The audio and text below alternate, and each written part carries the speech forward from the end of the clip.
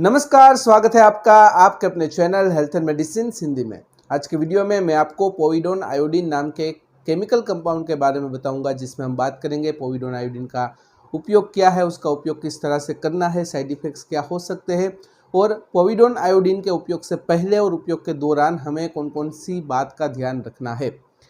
Video शुरू करने से पहले पिछले वीडियो के अपडेट दे देता हूँ। पिछले वीडियो में हमने बात की थी विटामिन डी डेफिशिएंसी के बारे में, मतलब कि अगर आपके शरीर में विटामिन डी का लेवल कम है तो आपको कौन कौन से लक्षण दिखाई दे सकते हैं उसके बारे में।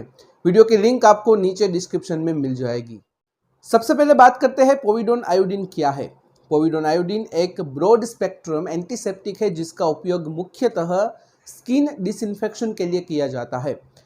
पोविडोन आयोडीन को आयोडोपोविडोन भी कहते हैं। अगर कमर्शियल यूज़ की बात की जाए तो पोविडोन आयोडीन का कमर्शियल यूज़ सन 1955 में ही शुरू हो गया था।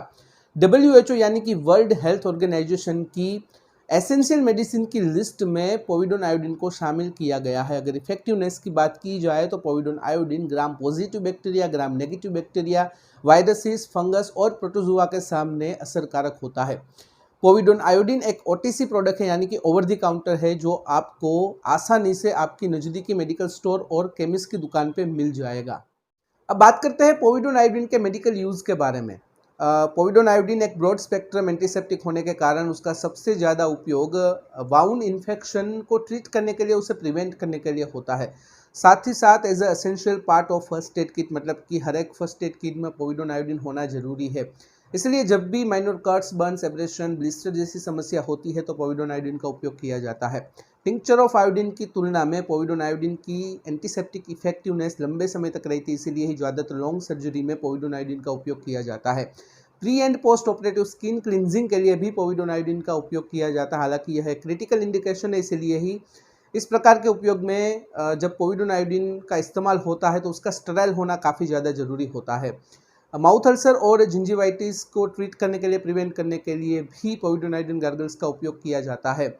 पुअर वेन फंक्शन के कारण जब लंबे समय के बाद पैरों में जब स्टेटिस अल्सर हो जाता है तो उसे ट्रीट करने के लिए भी, वहाँ पर इन्फेक्शन ना हो इसीलिए भी पोविडोन आयोडीन का उपयोग किया जाता है। ब्लड ट्रांसफ्यूज़न और हाइपर एलिमेंटेशन जैसे प्रक्रिया को करने के लिए जो उपयोग में लिए जाने वाली डिवाइसेस होती है उसको डीजम करने के लिए भी पोविडोन आयोडीन का उपयोग किया जाता है। अब बात करते हैं पोविडोन आयोडीन के डिफरेंट डोजेस फॉर्म के बारे में, मतलब कि पोविडोन आयोडीन को अलग अलग प्रकार के डोजेस फॉर्म में बनाया जाता है, जैसे कि mucous membrane solution 0.5%, topical aerosol powder 5%, topical cream 5%, topical ointment 10% and 4.7%, topical pad 10%, topical soap 7.5%, topical solution 10%, topical spray 5%, topical swab 20% and 5%।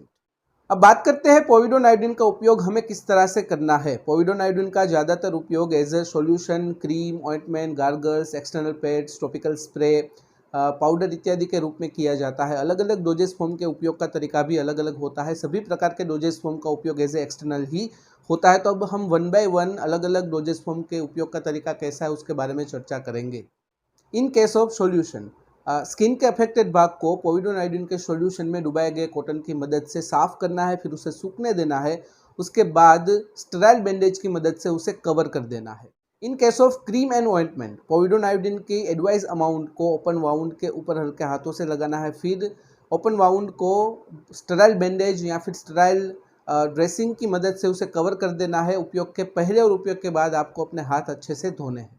In case of gargle, povidone iodine की एडवाइज अमाउंट को मुंह में लेकर 30 सेकंड तक gargles करने हैं, फिर उसे थूक देना है।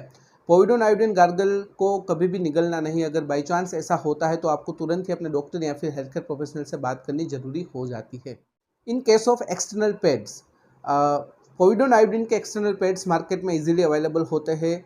इसका उपयोग ज़्यादातर सर्जरी के दौरान और सर्जरी के बाद में किया जाता है। अफेक्टेड भाग के ऊपर पोविडोन आयोडीन के एक्सटर्नल पैड को रख दिया जाता है, फिर उसे स्टेराइल बैंडेज की मदद से कवर कर दिया जाता है। In case of topical spray, povidone iodine के स्प्रे कैन को अफेक्टेड भाग से 4 से 6 इंच दूर रख के अफेक्टेड भाग के ऊपर स्प्रे किया जाता है, फिर उसे सूखने दिया जाता है और उसके बाद स्टेराइल बैंडेज की मदद से उसे कवर कर दिया जाता है। In case of powder, affected भाग के ऊपर advise amount of powder apply कर देना है, फिर उसके बाद उसे स्टेराइल बैंडेज या फिर ड्रेसिंग की मदद से कवर कर देना है। अब बात करते हैं पोविडोन आयोडीन की साइड इफ़ेक्ट्स के बारे में। दूसरे केमिकल्स और मेडिसिन की तरह पोविडोन आयोडीन की भी साइड इफ़ेक्ट्स होती है। अगर मोस्ट कॉमन साइड इफ़ेक्ट्स की बात की जाए तो एप्लीकेशन साइट मतलब कि जहाँ पर पोविडोन आयोडीन अप्लाई किया जाता है वहाँ पर स्किन के ऊपर स्वेलिंग, इरिटेशन, रेडनेस, इचिंग इत्यादि प्रॉब्लम हो सकती है। पोविडोन आयोडीन से होने वाली ज़्यादातर साइड इफ़ेक्ट्स में मेडिकल अटेंशन की ज़रूरत नहीं रहती है, लेकिन अगर यह साइड इफ़ेक्ट्स बहुत ही लंबे समय तक चलती है तो आपको अपने डॉक्टर या फिर हेल्थ केयर प्रोफेशनल से बात करनी ज़रूरी हो जाती है।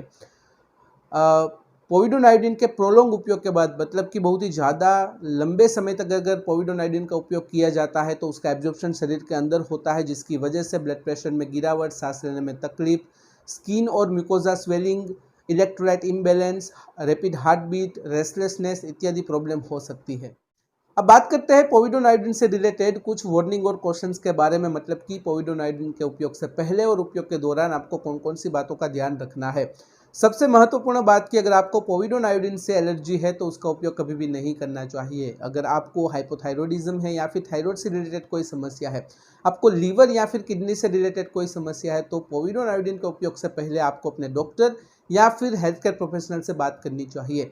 अगर आप लिथियम थेरापी या ऐसी कोई भी थेरापी या ट्रीटमेंट जिसमें रेडियो एक्टिव आयोडीन का उपयोग होता है, अगर ऐसी कोई भी ट्रीटमेंट या थेरापी अगर आप ले रहे हो या फिर आपने रिसेंटली ली है, तो पोविडोन आयोडीन के उपयोग से पहले आपको अपने डॉक्टर या फिर अपने हेल्थ केयर प्रोफेशनल से बात करनी चाहिए। ब्रेस्ट फीडिंग के दौरान अगर पोविडोन आयोडीन का उपयोग किया जाता है तो ब्रेस्ट मिल्क में भी पोविडोन आयोडीन मिक्स हो जाता है, जिससे बच्चे को नुकसान हो सकता है। इसलिए ही ब्रेस्ट फीडिंग मदर को पोविडोन आयोडीन के उपयोग से पहले अपने डॉक्टर या फिर हेल्थ केयर प्रोफेशनल से बात करनी चाहिए। गर्भवती महिलाओं को भी पोविडोन आयोडीन के उपयोग से पहले अपने डॉक्टर से बात करनी चाहिए। तो यह थी पूरी जानकारी पोविडोन आयोडीन के बारे में। आशा करता हूँ कि आपको यह वीडियो पसंद आया होगा। इस वीडियो के माध्यम से आपको कुछ बेनिफिट मिला होगा। अगर ऐसा कुछ है तो प्लीज़ वीडियो को लाइक कीजिए, अपनी फैमिली के साथ, अपने फ्रेंड्स के साथ वीडियो को शेयर कीजिए और चैनल पर नए हो तो प्लीज़ चैनल को सब्सक्राइब कीजिए। तो फिलहाल इस वीडियो में बस इतना ही। आज का वीडियो ध्यान से देखने और सुनने के लिए आपका धन्यवाद। जय हिंद, जय भारत।